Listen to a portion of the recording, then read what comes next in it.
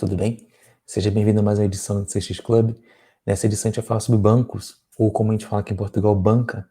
É uma edição especial por conta de ter o foco muito de analisar como é que o cliente, né, desse setor é tratado, tanto no Brasil quanto em Portugal. Os dois convidados são duas pessoas que têm uma bagagem bem interessante na área. A gente vai falar com a Amanda Meira, que está no Santander, Portugal, e também com o Rafael Godinho, da XP Investimentos no Brasil, também é uma marca bem conhecida no Brasil.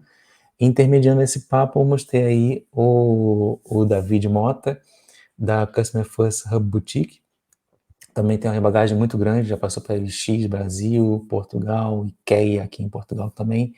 Então, assim, é um bate-papo, como sempre, focado em hands-on, né, como quem acompanha aqui sabe, quem bota a mão na massa, e nesse encontro a gente fala sobre cultura, sobre tecnologia, sobre legado dos bancos, né, a parte tecnológica, como é que isso afeta os clientes, legislação na Europa, legislação no Brasil, como é que isso fala de cultura também, todo esse ambiente de CX e bancos. Enfim, aproveitem. Tchau, tchau. Sejam bem-vindos, Amanda e Rafael, e eu vos pedir aí uma breve introdução para depois então lançar aqui os temas e conseguirmos contribuir aí para a comunidade. Eu trabalho há 4 anos na área de experiência do cliente, né, no Banco Santander aqui de Portugal. Antes disso, eu trabalhei muitos anos com marketing digital, e são duas áreas que têm muita relação, né? Para mim, a experiência do cliente começa na promessa de marca, e tem sido uma experiência bem bacana, assim, tanto uma área nova quanto uma indústria nova também, assim, tem sido muito bacana essa experiência. Eu trabalho um pouquinho mais de tempo que a Amanda, eu nunca fiz outra coisa da vida, então já são 16 anos trabalhando com experiência do cliente. Somos dois.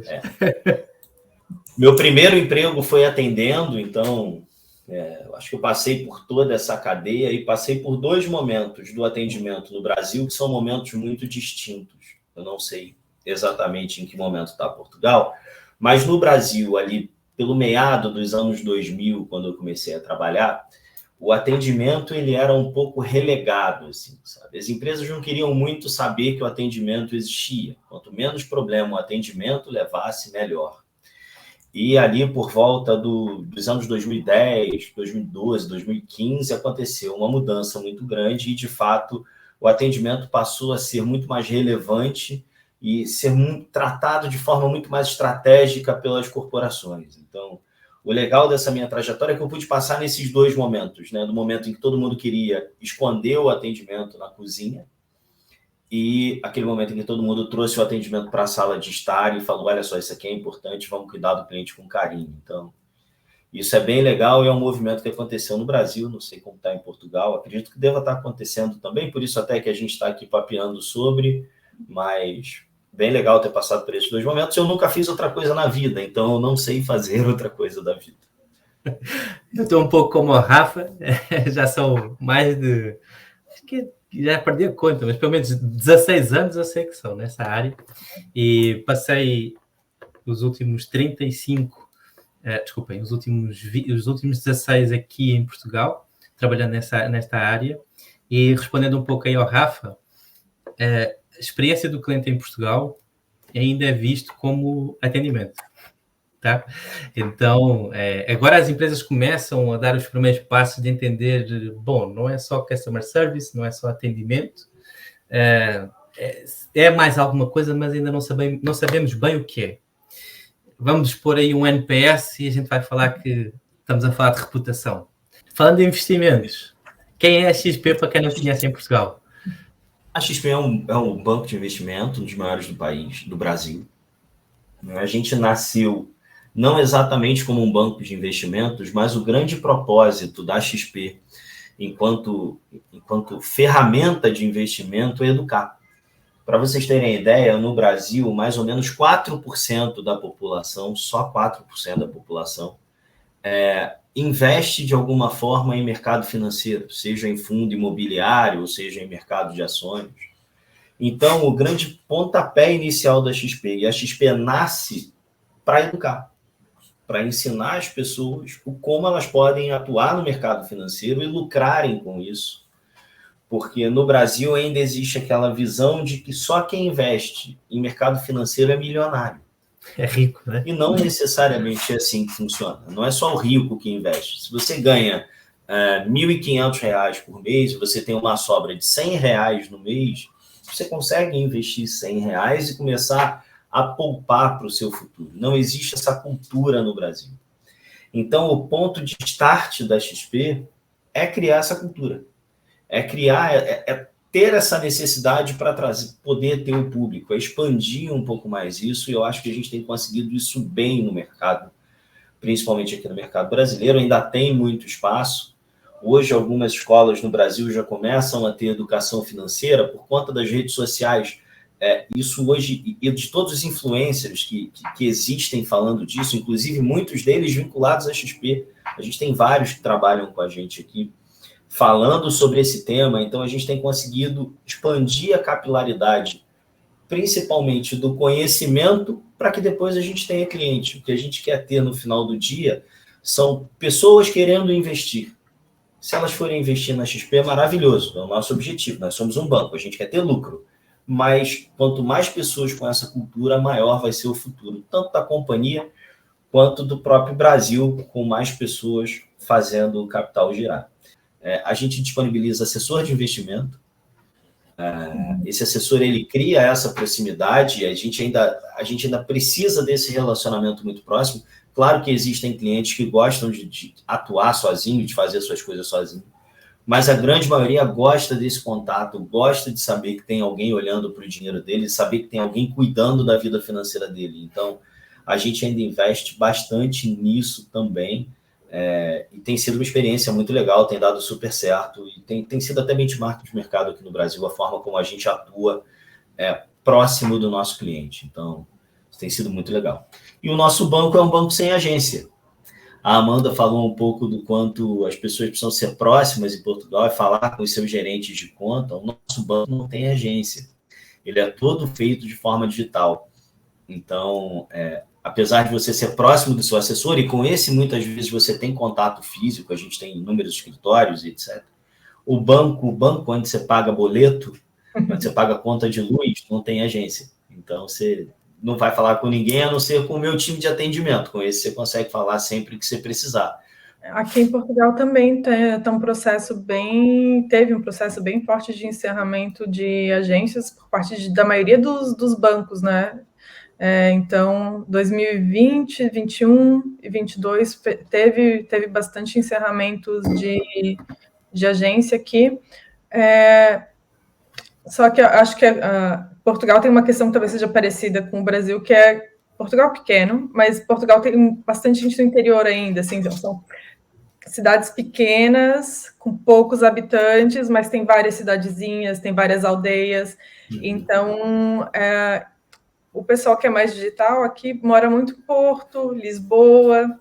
Então, esse processo de redução também, de digitalização também está acontecendo aqui, mas acho que não foi talvez tão natural quanto foi no Brasil, que já tem uma adoção digital muito maior por parte dos clientes. Então, sim, aqui eu vejo que as pessoas, principalmente que não têm perfil digital, sentem muito. E, né, por coincidência, são pessoas que costumam morar mais no interior, gostam mais daquela relação, né, são menos digitalizados. Então, é um processo também que está ocorrendo aqui. Aquilo que eu consigo perceber que não há ainda em Portugal essa maturidade, eu acho que tem a ver com 3 fatores. Primeiro, a população é extremamente envelhecida, mas isso não é um problema porque o Brasil também tem essa população envelhecida. A adoção da tecnologia em Portugal, por parte da população mais velha, é muito mais resistente do que no Brasil. No Brasil, pelo facto de o WhatsApp, por exemplo, que é uma tecnologia a ser usada por todo o mundo e por ser gratuito, é usado, às vezes, até por uma questão de sobrevivência, não é? Em Portugal, a pessoa não tem essa necessidade por questões sociais, de economia, enfim, essa diferença de realidades existe. Então, em Portugal, acaba por não ter essa adoção tecnológica, mesmo depois da pandemia, como, por parte dos consumidores, como algo que precisam dar esse passo. Talvez agora, mas duvido que passado 1 ano e 9 meses tenha evoluído assim muito rápido. Eu acho que Portugal começa a dar acelerada no contexto digital, muito por conta da galera que vem de fora do país para Portugal. Não só do Brasil, mas também da Índia, de outros países, tá? Que, cara, chega a Portugal, não vê um país tecnologicamente desenvolvido. Quando digo tecnologicamente desenvolvido, é na questão de atendimento, de experiência. A galera começa reclamando e as empresas vêm numa situação de, epá, vamos lá, nós temos aqui potenciais clientes, a gente não vai deixar cair, né? Então eu vejo essa evolução a acontecer, mas é um passo muito lento ainda. Para já, o Banco Central Europeu tem muita influência sobre os bancos centrais de cada país. Uma realidade, por exemplo, o Brasil não tem o Banco Central, mas acaba por ter, entre aspas, um pouco mais de independência nesse aspecto. E eu vejo que a experiência da banca, a experiência de cliente na banca no Brasil, ela é muito melhor do que, por exemplo, em Portugal. Como a Amanda falou, cara, tem coisas que em Portugal você recebe a senha via carta. Vai do correio e recebe via carta. É verdade. Aqui não tem isso, né? Por quê? Porque essa maturidade digital já é bem maior aqui, né? E em diferentes camadas da população. Você vê idosos usando o aplicativo fácil, né? Em Portugal você não vê os idosos a usar isso, né? Quais são os principais desafios que vocês, na área da banca, tanto em Portugal como no Brasil, vocês enfrentam para conseguir proporcionar uma experiência de cliente de sonho, né? Porque eu lembro, por exemplo, quando estava tanto na OLX em Portugal como na OLX Brasil, nós barramos muitas vezes em querer... nós não esbarramos no sonho, nós esbarramos na concretização do sonho, né? A gente imagina como é que a gente quer dar essa experiência para o nosso cliente e depois entram algumas leis que não permitem, né? Eu acho que hoje o nosso grande desafio, falando em Brasil, é educação. Sim, e por isso a gente investe tanto, por isso a gente, XP, investe tanto em educação. É fazer com que as pessoas, de fato, conheçam a forma como funciona, conheçam a forma como é regulamentada, saiba o que a gente pode fazer, o que a gente não pode fazer, tenha um entendimento total do funcionamento do negócio. Eu acho que esse é o grande desafio do Brasil, que vem melhorando, o grande desafio que a gente tem com os nossos clientes, que vem melhorando. Acho que se a gente comparar, eu não estava no mercado bancário há 10 anos atrás, mas eu era cliente de banco há 10 anos atrás, então acho que hoje isso melhorou muito. Acho que a gente tem o grande desafio de, no Brasil, com essa ansiedade das pessoas por resolver coisas rápido, não sei se em Portugal é parecido, mas aqui as pessoas têm essa ansiedade de eu quero resolver agora, eu preciso fazer agora, você precisa me entregar na hora. Então, melhorar a nossa experiência para que ela se torne mais fluida e seja solucionável de forma mais rápida é um grande desafio. A gente tem algumas regulamentações que exigem da gente prazos, né? Então, isso acaba atrapalhando um pouco essa jornada desse cliente, causa insatisfação, mas certamente esses são os paradigmas que a gente precisa quebrar, assim, a educação, ensinando para as pessoas como funciona e como precisa funcionar e o que a gente pode fazer ou não, e ao mesmo tempo entender a necessidade do cliente, entender a ansiedade dele e entregar cada vez mais rápido, sabe? Deixar cada vez mais que o cliente decida aquilo que é o melhor caminho para que ele encontre a solução dele. Acho que esses são os nossos desafios aqui. Mas aqui o que eu sinto é que o mercado ainda não considera, digamos, a falta de consciência em relação à segurança, ok? Isso já é um tema, isso já digamos, já foi assumido que a gente precisa fazer a nossa parte, mas acho que a parte da literacia financeira já começamos a ver algumas ações, mas eu acho que ainda não está na nossa frente como está para vocês. Assim, a gente está em desafios, talvez alguns passos atrás. Sim, tem outras muito. coisas que a gente ainda não ultrapassou aqui no mercado português. Então, por exemplo, boa parte dos bancos aqui são bancos mais antigos, né? Tem muito sistema legado. Então, tu fazer toda essa transição, onde tu tem um sistema legado, que é por batch, que demora dias para atualizar, para algo que é completamente, tipo, near real time, é um desafio, é um grande investimento. E, assim, a gente está falando sobre investir num país que tem 10 milhões de habitantes, que é 20 vezes menor que o Brasil. Então, o investimento no digital não escala como escala no Brasil. Então, também é um processo mais lento, é um processo onde tu investe numa coisa e desinveste em outra, onde tu tem que priorizar. Eu acho que esse é um dos desafios que a gente ainda está passando, assim, esse processo de entregar Escolha, né? de entregar uma experiência mais alinhada com o que o cliente hoje em dia espera. Porque mesmo que os bancos não estejam lá, a Apple já está lá, o TikTok já está lá, e os clientes consomem. A Decathlon tem uma experiência que eu acho super boa também. Então, assim, tem muito. Esses clientes já sabem, eles já tiveram contato com esse nível de experiência, esse nível de entrega. Então, os bancos estão correndo para chegar lá e para se modernizar, né? Ao mesmo tempo que tu tem uma fatia da população, né? Muito idosa, com resistência digital, que quer um contato físico. Tem todos os imigrantes, hoje em dia tem muito imigrante americano. Sim. Só em Lisboa, 10% da população brasileira.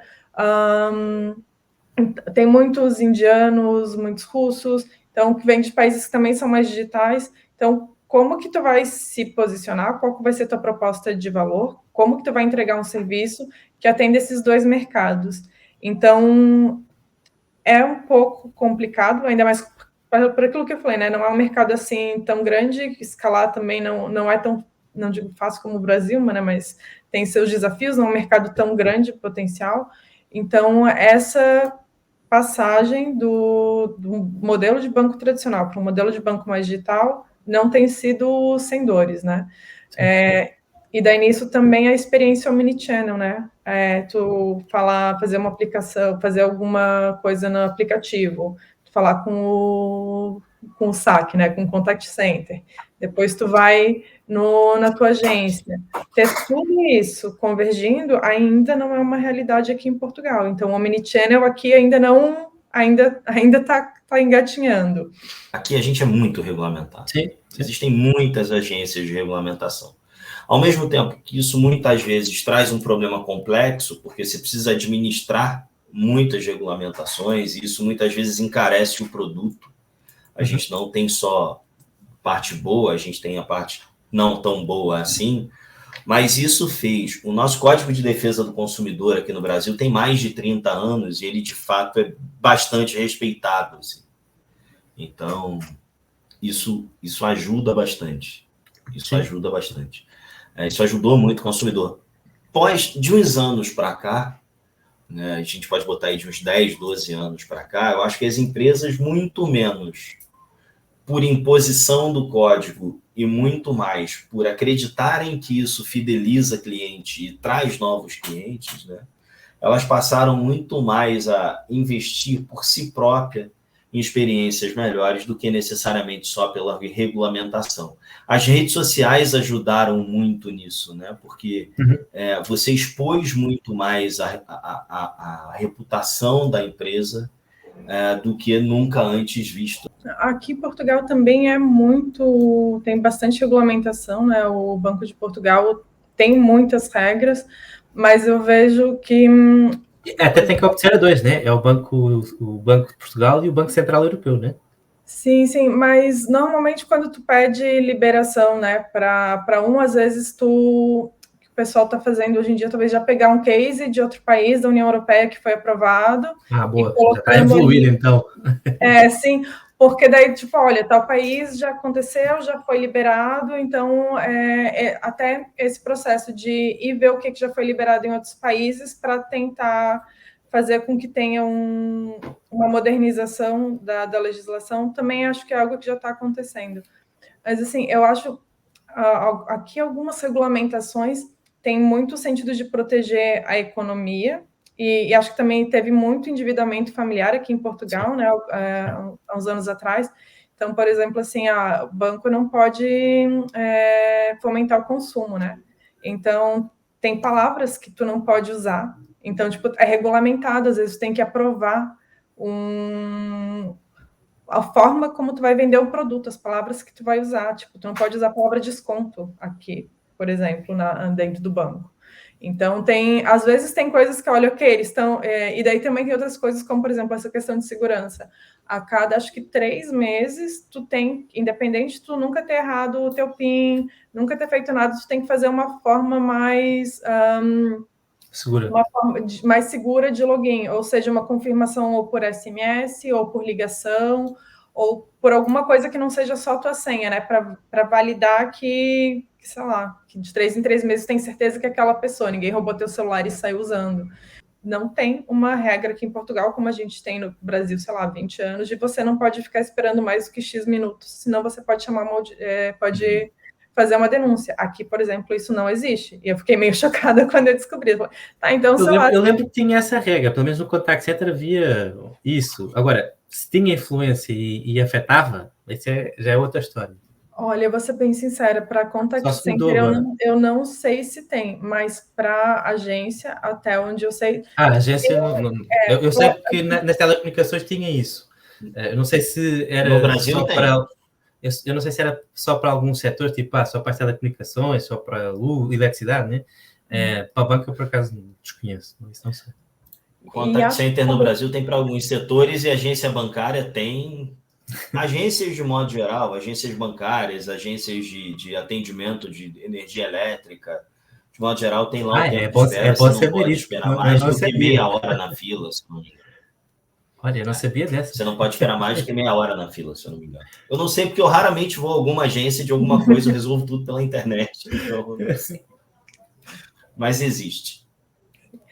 Aqui eu acho que tem um indicativo, né? Digamos assim, uma sugestão, uma recomendação, mas até onde eu sei, ninguém fica fiscalizando isso e não tem nenhum canal de denúncia formal para isso, ou não. Como é que vocês veem, que tipo de estratégias é que vocês adotam para personalizar os serviços e as ofertas de acordo com as necessidades dos clientes? Acho que nos últimos anos a gente tem investido mais, né, em conhecer mesmo a jornada do cliente. Atualmente tem até uma área específica para pesquisa qualitativa e para cocriação. Então, antes mesmo de botar algo na rua, um serviço novo, um modelo de atendimento novo, isso passa por uma validação. Também, algo que eu acho muito interessante é que agora também tem muitos pilotos, né, antes de tu lançar algo, que é uma coisa que antigamente não se fazia. Hoje em dia, no banco, a gente já tem bastante pilotos, então a gente testa as coisas antes de fazer o rollout. Isso já ajuda também a tu não escalar um problema. Então, ou então, assim, né, validar se aquele serviço que o cliente quer ou não. Então, são coisas que eu acho que são importadas, digamos, de outros mercados e de outras indústrias e que fazem sentido também dentro de uma lógica de qualquer empresa que preste um serviço para o cliente. Dentro disso, né, perceber ali tanto os clientes quanto as jornadas que podem ou não ser totalmente digitais ou as que necessitam do high touch, porque tem algumas que realmente não é necessário, então tu pode equilibrar por aí, né, de ter o contato humano quando ele realmente for necessário. Isso ajuda a equilibrar um pouco tanto os custos de tu entregar o serviço, mas como também não fazer com que a coisa fique muito fria, sabe? A gente investe hoje em dia também muito mais em voz do cliente do que era antigamente, assim. Então, tem uma série de operações e de jornadas que hoje em dia são medidas diariamente, de forma contínua, e que tu consegue perceber muito facilmente quando, mesmo um processo, digamos, uma jornada que tenha sido bem feita e tenha sido bem construída, pode ter problemas de execução, pode ter problemas na operação, pode ter algum fornecedor que falha, então tu consegue perceber muito claramente já o impacto na fidelização do cliente, na satisfação do cliente. Então também se tornou um pouco mais dinâmico, né? Tu consegue ter iterações menores. Então acho que o banco está caminhando também nesse sentido de trabalhar de uma forma mais ágil e trabalhar de uma forma mais iterativa, com mais testes, com mais medições, então isso também tem sido um processo interessante de acompanhar, assim, também coisas importadas mais da área de tecnologia, mas que também fazem muito sentido para o banco. Uma coisa que a gente faz muito aqui na XP é trabalhar muito próximo com áreas de negócio, áreas de produto, áreas de tecnologia. A gente trabalha extremamente integrado o tempo todo, então, de fato, essas áreas de back-office, elas usam o atendimento como ferramenta para conhecimento do cliente. Então, muitas vezes, uma coisa que empresas fazem que é contratar pesquisa, por exemplo, para saber o que meu cliente quer, vou contratar uma pesquisa. Cara, a gente até contrata tem tudo em casa. Tem tudo em casa. A gente até contrata a pesquisa, mas tem muita coisa em casa. Então, essa proximidade dessas áreas internas de negócio, de produto, com o atendimento e com as áreas de jornada, com as áreas de marketing, isso funciona bem. São elos fortes de uma corrente que acabam fazendo uma entrega bem coesa. Então, a gente tem melhorado muito nesse sentido, assim, de entregar o melhor produto, identificando dentro da nossa jornada o que é um ponto de fricção. Toda jornada tem ponto de fricção, ninguém vai conseguir entregar algo 100% perfeito, a gente vai sempre aperfeiçoar alguma coisa. Mesmo quando tiver bom, a gente vai buscar coisa para melhorar, isso é um fato. E o próprio cliente vai mudando, né? Então, a necessidade do cliente hoje não é a necessidade do cliente amanhã. E temos um confronto geracional muito grande, né? Exato. Esse trabalho de melhoria contínua, ele precisa acontecer o tempo inteiro, e isso eu acho que é uma roda que a gente gira bem, assim. A gente tem conseguido adaptar necessidades à realidade, conseguido construir jornadas coesas e entregar produtos que, de fato, atendam ao cliente. Uma coisa que a Amanda falou agora no final, teste. A gente testa muito. Apesar da gente ser um banco com mais de 20 anos no mercado, ser uma marca super consolidada, a gente é muito inconformado com entrega e a gente ainda tem muito esse espírito desbravador de startup.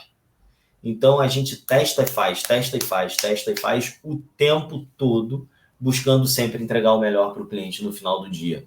Então, eu acho que essa pegada mais disruptiva assim, de negócio é um dos pilares que a gente tem aqui na XP e que é perceptível pelo cliente. O cliente olha para a gente como uma marca moderna e não necessariamente como uma marca que não entrega para ele aquela dinâmica que ele precisa receber no final do dia. Então, isso é bem positivo. É nisso que a gente trabalha para melhorar no final do dia a nossa jornada e a percepção do cliente sobre o produto e a própria necessidade dele no final do dia.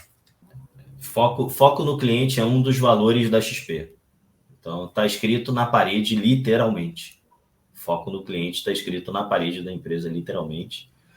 Todos os executivos sêniores da companhia têm dentro dos seus KPIs experiência do cliente, então todos eles olham para algum indicador de satisfação, seja ele NPS, ou C7, ou 6, ele vai possuir dentro do score de meta dele algum indicador voltado à experiência do cliente. Então, isso não é só o valor na empresa, né? Na parede, não, na prática. Não.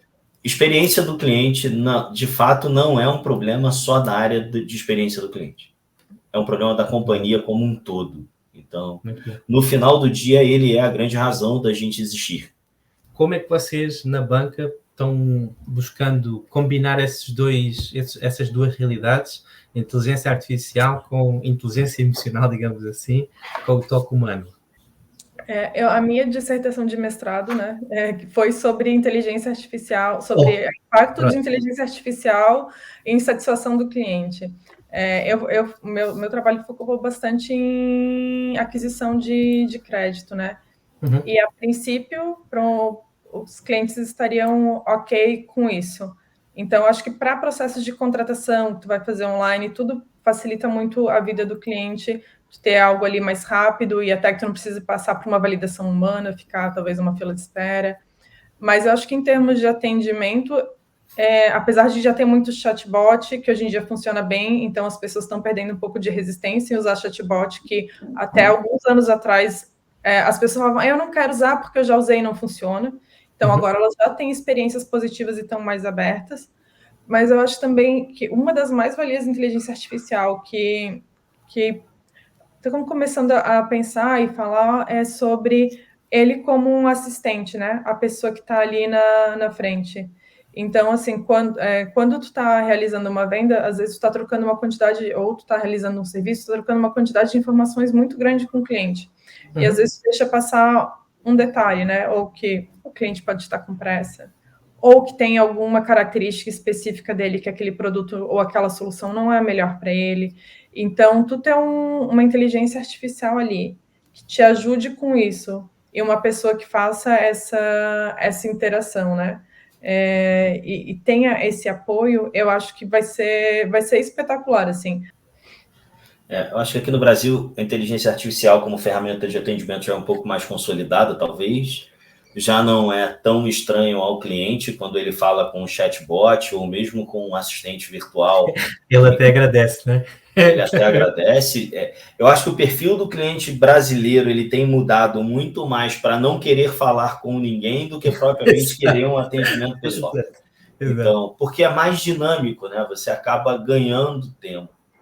Agora, uma coisa que a Amanda falou e que a gente tem investido aqui, e a gente tem investido na XP, é na inteligência artificial para a melhoria dos atendimentos, no sentido de apoiar o nosso agente a ser mais dinâmico, a conhecer melhor um processo, a, de fato, ter uma ferramenta de pesquisa que o ajude a identificar o problema do cliente mais rápido.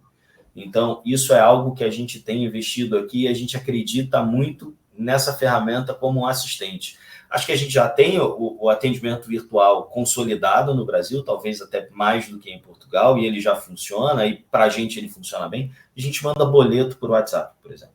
Sim. A gente já faz algumas coisas aqui que são bastante razoáveis, e agora a gente tem usado isso para empoderar mais o nosso agente, que é bem, bem importante. Se a gente olhar os motivos de contato que a gente atende, o nosso agente ele fica concentrado 70% a 80% do tempo dele em motivos muito específicos, que é o nosso 80-20, é o nosso Pareto no final do dia. São os mais aqueles outros, aqueles que ele atende menos, às vezes são mais simples, mas são mais complexos por ele ter menos experiência naquele atendimento.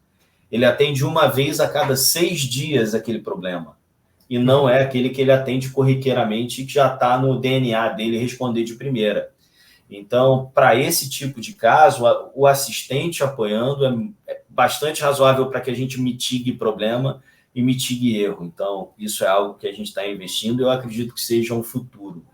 E no futuro de verdade, eu acho que a inteligência artificial vai ser muito mais preditiva.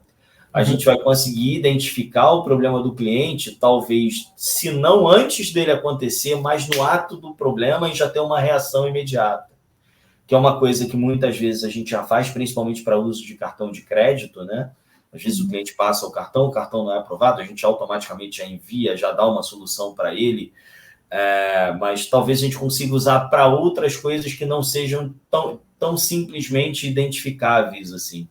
Eu acho que é para esse futuro que a gente vai caminhar, ser cada vez mais preditivo e dar soluções preditivas também. Eu sou fã pra caramba da empresa que eu trabalho, assim. Trabalho aqui muito feliz, já era cliente antes de vir trabalhar aqui, eu já sou cliente da XP há alguns anos. Sou muito fã, assim, do que a gente faz aqui. Acho que a gente tem desenvolvido, de fato, um produto que é muito útil. Não simplesmente, não é simples. Vou repetir, é óbvio, nós somos um banco, a gente precisa dar lucro, mas não é simplesmente um produto que busca o lucro, é um produto que busca atender a necessidade do nosso cliente no final do dia e fazer com que ele tenha uma experiência melhor. A gente aqui no Brasil tem um rol pequeno. De uns anos para cá, o rol de bancos aumentou muito, mas a gente sempre teve um mercado muito short aqui no Brasil nesse sentido e de experiências não tão boas assim. Existem outros bancos no Brasil que também fazem bem os seus trabalhos, é óbvio que a gente também olha para a concorrência e a gente tem bancos no Brasil que são centenários. Você não fica 100 anos em um mercado se você não tem um bom serviço. Né? Não é o facto de ser tecnologicamente desenvolvido que você pode ser referência e experiência. Né? É um setor no Brasil que é muito desenvolvido, é uma concorrência muito legal, mas eu acho que é uma concorrência que um puxa o outro para cima. Então vem alguma coisa disruptiva de um, aí o outro vai e faz outra, e no final é uma briga em estar sempre todo mundo oferecendo um pouco mais e e ofertando um pouco melhor para o cliente. Não se faz nada na companhia sem a participação da área de clientes. Não se faz. Vamos lançar um produto. Qual é a ideia de produto? Vamos lançar a conta internacional da XP. Ok, chama o cliente.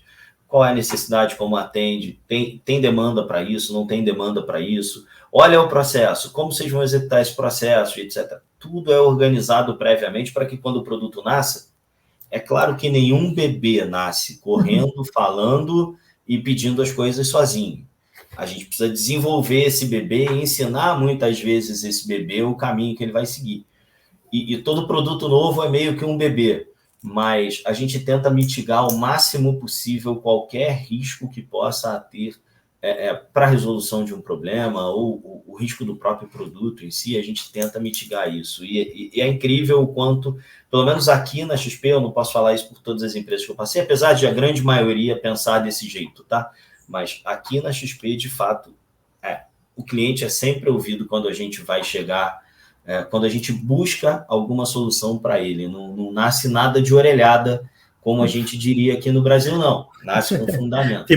tipo achismo, né? Tipo, o vento está da direita, eu acho que vai funcionar melhor, né?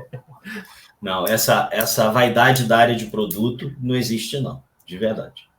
Olha, apesar, né, mesmo quando tu já tem uma empresa que é madura e que é aberta, depois de em startup, eu acho que é muito mais fácil tu ter esse processo de estar ali sempre em contato com o cliente. Mas o que eu vejo hoje em dia é que para as empresas médio e grande porte, tu tem uma área de CX que tá, e eu digo uma área de CX não que muitas vezes a pessoa fala que é considerar só o atendimento ao cliente, ou só marketing, ou só pesquisa. Uma área de CX que seja de fato transversal, com um programa de melhoria contínua, é exatamente tu quebrar esses silos e estar alinhado todo mundo alinhado, né? Não ser só marketing e produto na concepção, tu ter ali uma componente de pesquisa, tu ouvir ou o teu front office ou o teu contact center, que hoje em dia é o maior... básico, né? Não, mas assim, a maior fonte de dados que uma empresa tem é o contact center. As ligações são gravadas, tu consegue hoje em dia já processar com inteligência artificial, tu consegue saber os tópicos, consegue saber o que deixa o cliente frustrado, o que deixa feliz, qual produto ele já gostou, tu consegues aprender com aquilo. Então, assim, é todo esse processo de ter alguém que olhe, que ajude a quebrar silos e que também faça esse trabalho de conscientização, porque tem áreas que vão estar mais para frente, vão ser mais abertas, tem áreas que vão ser mais fechadas. Então, todo esse trabalho de conscientização, de quebrar silos e fazer a empresa andar numa mesma direção para entregar o valor em termos de experiência, de produto, é muito importante. Assim, me choca um pouco que tantas empresas ainda não tenham uma área, assim. Como eu falei, empresas menores talvez até faça mais sentido, startup, então aquilo já está muito no sangue das pessoas. Já está no sangue, Mas empresas médias, empresas maiores e mercados tradicionais, ter uma área de experiência do cliente faz muita diferença. Assim, ajuda a dar um salto mesmo, estratégico e de posicionamento e de qualidade, enfim. Eu acho essencial hoje em dia.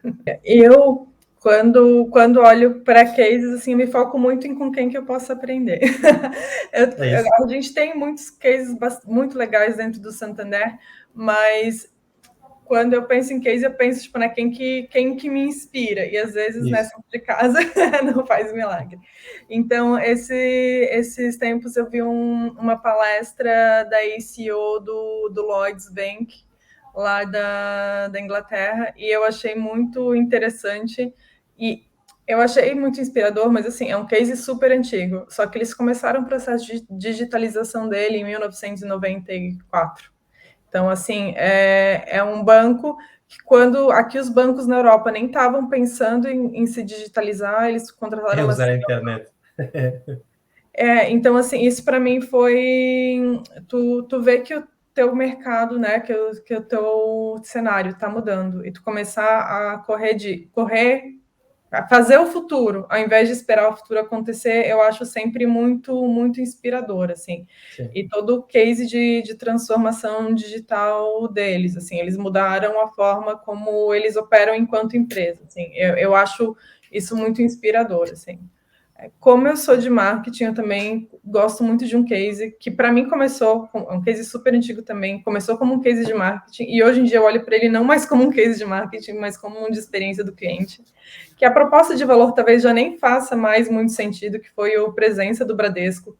Todo mundo acho que conhece essa campanha super antiga, acho que de 2010, que o Bradesco fez uma campanha chamada Presença, e eles não tinham muita capilaridade, e eles fizeram uma série de parcerias com outras empresas, por exemplo, Correios e afins, para chegar em várias cidades. Talvez hoje em dia isso já não faça mais muito sentido, mas o fato de que tu tem uma proposta de valor e tu consegue virar toda a tua empresa para entregar aquela proposta de valor para o cliente, eu acho muito inspirador. Sim. Não é só marca, não é só promessa, não é só... É tu realmente agir e ser estratégico naquilo e entregar aquilo que tu está vendendo, né? Porque se tu tem uma promessa e tu quebra essa promessa com o teu cliente, já começa tu já tem um problema de confiança, tu já tem um problema de relação, tu não tá sendo customer-centric, né? Tu tá prometendo algo que tu não entrega. Então, apesar de que eu talvez acho que essa proposta que o Bradesco tinha lá atrás não caiba no mundo de hoje, o fato de que eles prometeram e foram atrás de cumprir, eu acho muito inspirador. Então, são os meus dois. Eu lembro-me... Agora, fora do mundo bancário, tem 2 cases que são fantásticos e que são cases que eu gosto muito. O da Zappos é incrível, assim, quem não conhece, procura conhecer um pouco, como eles pegaram uma empresa e transformaram de fato, talvez, na grande empresa Customer Centric, ou a primeira tenha dado o pontapé inicial nisso.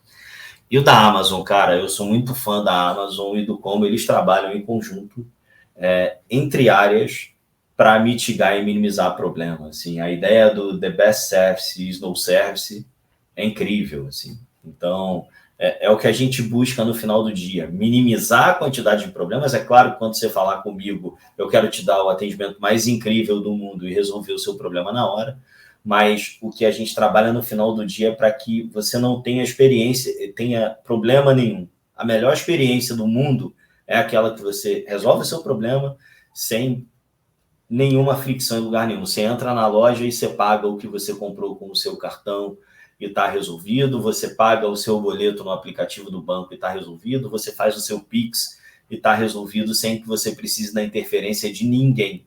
Então, isso é uma coisa que a gente também busca insistentemente aqui, a gente é bem chato com isso, minimizar o máximo possível o problema para que, de fato, o melhor serviço seja o não serviço. Isso. Exato. Galera, terminamos aqui o nosso bate-papo. Foi muito bom toda essa troca de experiências entre Brasil e Portugal na área da banca.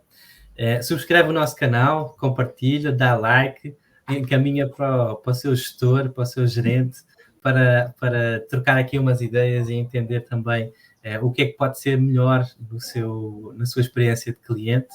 Sigam-nos no LinkedIn, CX Club, tem também no Instagram. E até à próxima live. Nós estamos lançando mais lives de forma constante, com temas diversos, sempre com a intenção de ajudar empresas a pensar customer-centric e a serem cada vez mais centradas nos seus consumidores e menos nos números. Né? No final do dia, ser customer-centric vai ajudar a vender mais, a reter mais e, no fim, o cliente sai satisfeito. Abraço, tchau, obrigado, Amanda, obrigado, Rafa. Muito obrigada, Davi, obrigada, Rafael. Tchau, gente.